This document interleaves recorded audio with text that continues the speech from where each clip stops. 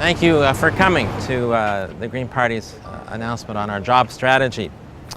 David Allward would have us believe that the only way to create jobs is through fracking and more clear-cutting. His is a politics of fear, a politics of gloom, and that's just not the case. David Allward is holding on to the old ideas that the only option for New Brunswick is to be a resource colony for others, which not only takes our resources out of New Brunswick, but takes the vast wealth out of New Brunswick to benefit others. Je suis très heureux de pouvoir dire que le Parti vert a préparé une stratégie pratique et réaliste pour renforcer l'économie locale dans les collectivités rurales et dans les villes sans sacrifier notre eau ou notre santé. What sets us apart from all of the other parties is we put people and communities first at the heart of our economic development plan that is based on imagination, new ideas, and taking risks. Lorsque l'on place les services à la population et la collectivité au cœur d'une stratégie de développement économique, alors les occasions abondent. The Green Party's job creation has 4 key ingredients. First, economic local self-reliance. To build self-reliance into our local economies, to strengthen those local economies by producing more of the goods and services we need in New Brunswick today rather than importing them. So key to that is developing and rolling out an import replacement strategy to look at what we can produce here that currently is being imported to create jobs here instead of creating jobs elsewhere. When we spend our money on New Brunswick products and New Brunswick services, that keeps money circulating in our economy, creating jobs here rather than elsewhere. So that is key to grow our domestic economy, grow our local businesses, and grow our local jobs. Secondly, our second ingredient is creating a project for our society. You know, John F. Kennedy said, the United States of America, in the early 60s, he said they were going to put a man on the moon. People thought it wasn't possible. What the Green Party is saying is within 20 years, we will replace the use of fossil fuels in New Brunswick with energy efficiency and renewable sources of energy and fuel. That is our societal project. It's going to require the cooperation of MB Power, Efficiency New Brunswick, New Brunswick citizens, local businesses, and our municipalities to achieve that goal, and we can do it. And the opportunities that will open up for new jobs, for new work, for new businesses, for attracting young families from all over this country to be part of this courageous initiative to be the first province in Canada to do this will be tremendous. And that certainly will be an essential ingredient to job creation for the 21st century. We're talking about creating, building and enabling sunrise industries to establish and get moving in New Brunswick rather than focusing on the sunset industry. The third ingredient is to commercialize, let me just say, with respect to renewable energy, not too far away. Most of us today have vehicles like mine which are powered by gasoline. It's very difficult to find or afford an electric vehicle. But in New Brunswick, our potential is tremendous. We've begun to green the grid in New Brunswick.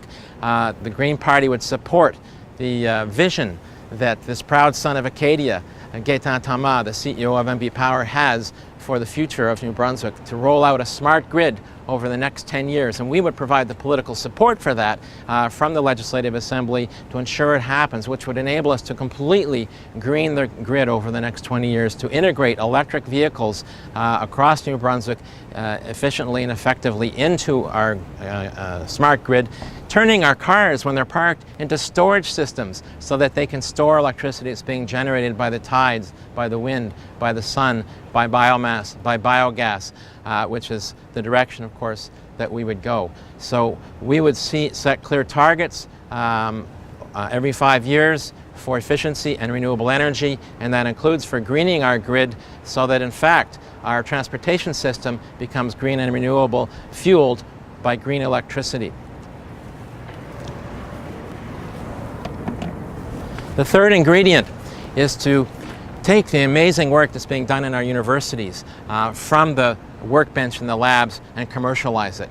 It is incredible, just at UNB alone, what is happening when you look at the work of Ka-Ching Lee, who is working on, and his team on working on synthesizing biochemicals from wood.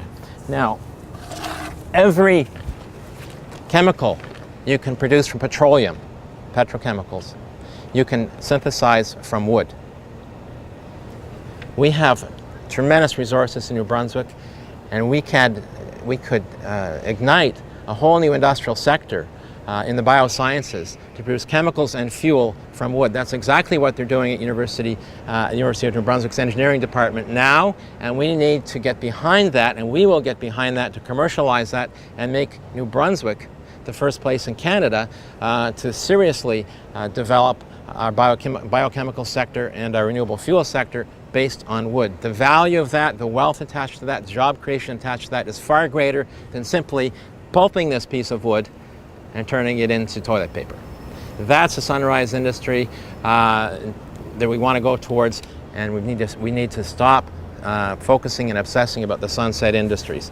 So that's a great example. At UNB we also have researchers who are working on creating, for example, Philippe Chabat, a solar film that will reduce the cost of solar electricity by 10 times. So we need to commercialize that, get behind that, and these are just a few of the examples.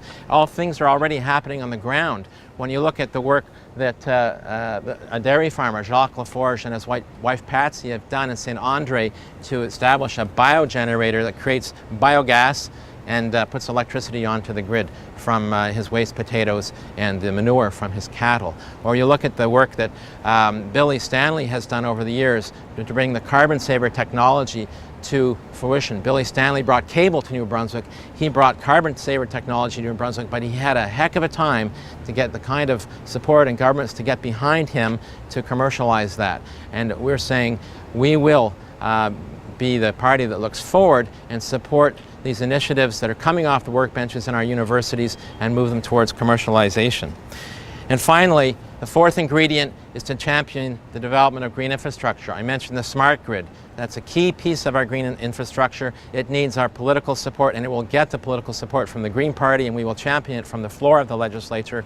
Another example for green infrastructure, of course, is public transport, which speaks to the needs of a lot of people in this province who can't afford to drive, don't own a car, choose not to drive, have real difficulty getting around town or between cities. That's green infrastructure. We will certainly promote and champion the development of a public transport system in this province that is seamless, so that you can purchase a ticket on your city bus and transfer to a intercity bus and go about your business or go about your work or meet your appointments.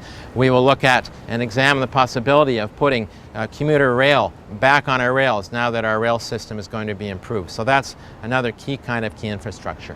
The costs and the specific tactics, the tactics that we will apply to achieve these things, and the cost of those tactics will be in our platform, which we're releasing on September the 3rd.